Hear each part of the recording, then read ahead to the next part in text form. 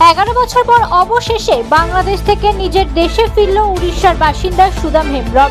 বাংলাদেশ থেকে সুদামকে ভারতে ফেরালো দুই দেশের হাই কমিশনার। ঘরের ছেলে ঘরে ফেরায় খুশি পরিবারের সদস্যরা। से अभी मुलाकात हुआ था तो अभी से उधर सारे लोग कुछ काम बाकी है उससे उधर ले गए हैं तो बहुत खुशी लग रहा है। आंसू आ रहा है लेकिन खुशी का आंसू। প্রায় 11 বছর আগে নিজের বাড়ি থেকে নিখোঁজ হয়ে যায় ভারতের উড়িষ্যা রাজ্যের জগন্নাথপুর গ্রামের বাসিন্দা সুদাম হেমব্রম। রহস্যময়ভাবে সুদাম উড়িষ্যা থেকে ভারত বাংলাদেশ সীমানা পার হয়ে পৌঁছে যায় প্রতিবেশী দেশ বাংলাদেশে। দীর্ঘ 11 বছর বাংলাদেশে কাটানোর পর অবশেষে নিজের দেশ ভারতে ফিরলেন মানসিক ভারসাম্যহীন এই ব্যক্তি।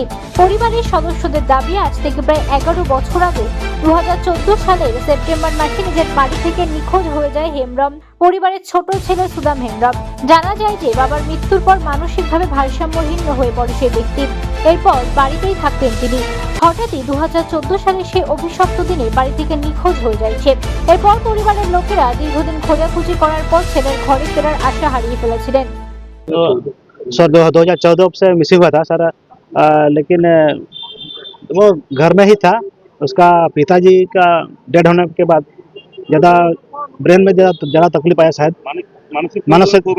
हाँ सर, तो इधर उधर घूम रहे थे, गांव के आसपास में रहते थे। उसका पिताजी का डेड होने के बाद उसका क्या हो गया पता नहीं, ज़्यादा मानसिक प्रॉब्लम हो गया शायद, तो किधर चले गए हमको भी नहीं मालूम। कोई ज़्यादा पता नहीं मिला था। দীর্ঘ প্রায় 11 বছর পর অবশেষে প্রতিবেশী রাষ্ট্র বাংলাদেশ থেকে নিখোঁজ মিলল সুদামের। ইন্টারন্যাশনাল হিউম্যান রাইটস কাউন্সিলের পশ্চিমবঙ্গ শাখার সেক্রেটারি উৎপল রায় জানান যে গত 20 অক্টোবর বাংলাদেশের চাপাই নবাবগঞ্জ এলাকার সমাজকর্মী আব্দুল গানি ফিতু নিখোঁজ সুদাম হেমব্রমের উদ্ধার করে।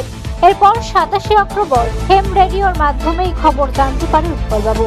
পরবর্তীতে রাষ্ট্রপতি দ্রৌপদী মুর্মু এবং দুই দেশের ডেপুটি হাই কমিশনারের কাছে ঘটনাটি জানান। দুই দেশের কমিশনারের মধ্যে আলোচনার পর অবশেষে 4 দিন আগে উৎপলবাবু জানতে পারেন বাংলাদেশ সরকার সুদাম হেমব্রম বাংলাদেশ থেকে ভারতে পাঠানোর সিদ্ধান্ত নিয়েছে। আর সেই মতোই রবিবার সকালে পেট্রোপোল সীমান্তে আসেন হিউম্যান রাইটস কমিশনের সদস্যরা এবং নিখোঁজ সুদাম হেমব্রমের পরিবারের লোকেরা।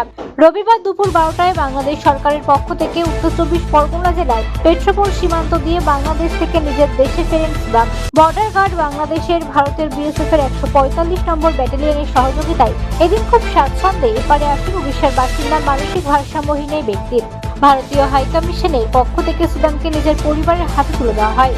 24 অক্টোবর 2025 ওয়েস্ট বেঙ্গল হ্যাম রেডিও মারফত আমি এই খবরটা জানতে পারি। খবরটা জানার পরে মানবিক দৃষ্টিভঙ্গি নিয়ে, আমি যেহেতু ইন্টারন্যাশনাল হিউম্যান রাইটস এর organising secretary West Bengal state board, আর এনিওয়ে ওটা জানার পর আমি ভারতের রাষ্ট্রপতি শ্রীমতী দ্রৌপদী মুর্মু, যিনি নিজেই আবার ওই জেলারই বাসিন্দা, তার কাছে ভারতের বিদেশ মন্ত্রণালয়, বাংলাদেশের বিদেশ মন্ত্রণালয়, Indian high commissioner Dhaka, Orissa সরকারের কাছে লিখিতভাবে আবেদন করি। ম্যাজিস্ট্রেট, জেলা শাসক, ওরা বলে ডিস্ট্রিক্ট কালেক্টর ময়ূরভঞ্জ, ওনার আইডেন্টিফিকেশন করার পরে হাই কমিশনের কাছে পাঠাই। সে পাঠানোর পরে আজকে 145 ব্যাটালিয়ন বিএসএফ এর মাধ্যমে ওই পারের যে সমস্ত বিজিবি যারা আছেন তাদের সব রকম সহযোগিতাতে আজকে এই মানুষটাকে উড়িষ্যায় ফিরিয়ে নিয়ে যেতে পারছি। দীর্ঘ 11 বছর পর পরিবারের সদস্যকে ফিরে পেয়ে খুশি সকলেই। এদিন বনগাঁ থেকে উড়িষ্যা জগন্নাথপুরের উদ্দেশ্যে রওনা হন পরিবারের লোকেরা। পাশাপাশি দুই দেশের সরকার এবং হিউম্যান রাইটস কমিশনকে ধন্যবাদ জানিয়েছেন সুদামের পরিবারের সদস্য শিনেন্দু কুমার হাসদা। हमारा उत्पल राय साहब हमारे से भगवान है, बहुत हेल्प किए। बाद में बहुत हमको भी वीडियो कॉल में बात करवाया तो फैमिली लोग को बहुत। भाई का नाम क्या है? जो भाई ने वो चाचा है जो सुदाम हेमब्रम 10 साल बाद बाहर जा। कैसे लग रहा है? बहुत खुश लगा। किसको थैंक यू बोलेंगे आप? चलो उड़ीसा गवर्नमेंट को भी थैंक यू बहुत करेंगे, क्योंकि हमारे साथ आए हैं इधर भी। পুলিশ স্টেশন पुलिस स्टेशन से पूरा टीम लेके हमको हेल्प किए। যদিও উড়িষ্যা থেকে কিভাবে একজন মানসিক ভারসাম্যহীন ব্যক্তি বিনা পাসপোর্টে বাংলাদেশে পৌঁছে যেতে পারে তাই নিয়ে উঠছে প্রশ্ন। মানসিক ভারসাম্য হারানো কি ভুলবশত বাংলাদেশে গিয়ে পৌঁছানোর ব্যক্তি, নাকি এর পেছনে মানব পাচারের মতো গুরুতর অভিযোগ রয়েছে, তা নিয়ে প্রশ্ন তুলেছেন অনেকেই। তো উড়িষ্যার একটা মানুষ কিভাবে 11 বছর ধরে বাংলাদেশের চাপাই নবাবগঞ্জ জেলায় রইল, সেটা এখনো পর্যন্ত আমার কাছে একটা কোশ্চেন মার্কের মধ্যেই রয়েছে। এদিন রাজ্য সরকারের পক্ষ থেকে পেট্রোপোল সীমান্তে উপস্থিত ছিলেন বনগাঁ পঞ্চায়েত সমিতির সদস্য প্রসেনজিৎ ঘোষ।